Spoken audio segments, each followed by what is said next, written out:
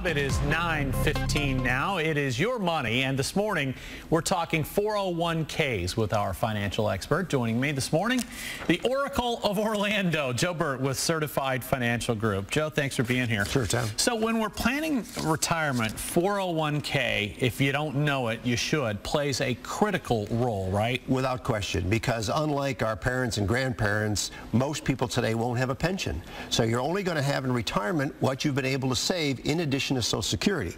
And so your 401k is a critical piece. Now, if you're in the not-for-profit world, church, hospital, they have what's called a 403b, right. And many state and county employees have a 457. But it's the same kind of idea.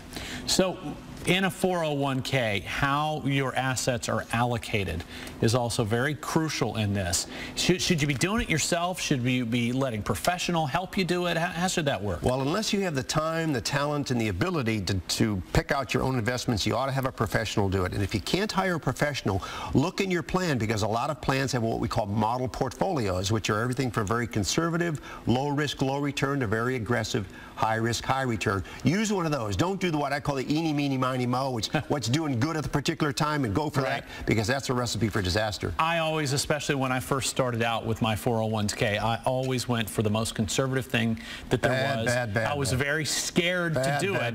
Aggressive always sounded to me like there might be too much to lose. Well, in the short term, that's correct, but you have to think long term. Your 401k is really long term, and the younger you are, the more aggressive you ought to be. Don't make the mistake of putting everything in something that has a guarantee to it, particularly when you're young. You need to have growth, and you need to ride the cycles. You got to think long term.